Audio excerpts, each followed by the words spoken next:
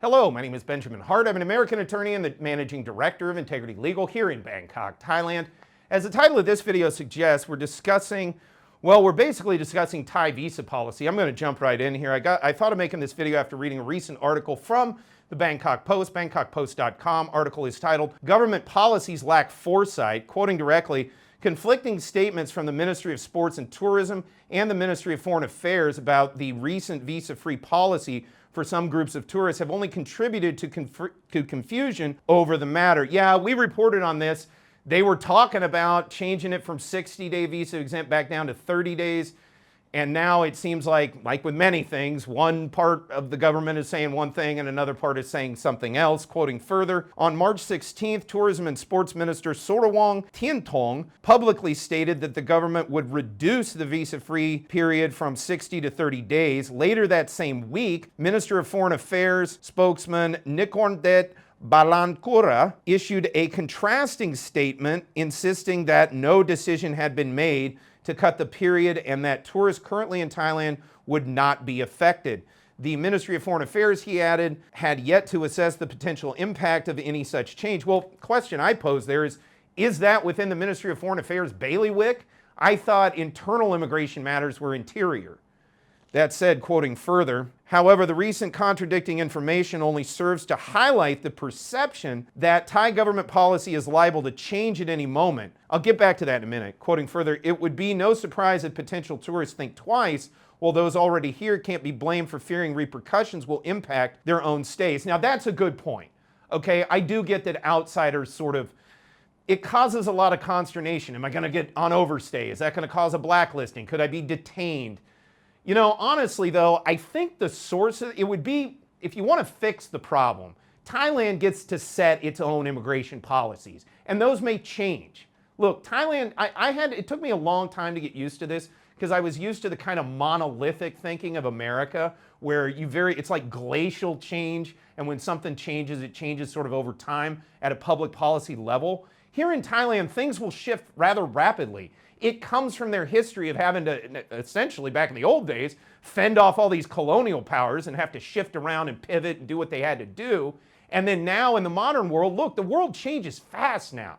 Okay, I don't blame the Thai establishment for sometimes saying, whoop, chunk, stop that, full stop, okay, now full speed ahead this direction.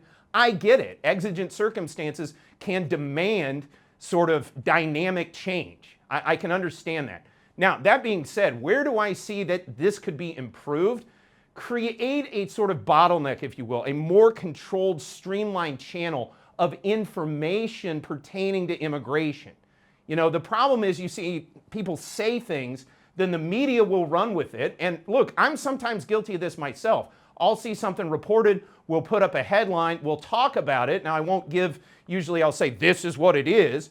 But, you know, you could get a misimpression of the situation if you see that headline a week later and there's been massive policy change in the meantime. Okay, that's my point. And that is a symptom, if you will, of the underlying issue of there's no sort of coherent, if you will, body, fount of information, if you will, on immigration where it says, hey, this is going to be the policy. We're going to implement this under this set of circumstances. Now, for those that understand how the Thai public forum works, this is sort of a part of the overall process here, if you want to look at it that way, where certain things are kind of thrown up against the wall to see if they stick, and some things will stick and some things won't, and people will like things and not like things, and it'll be kind of honed more.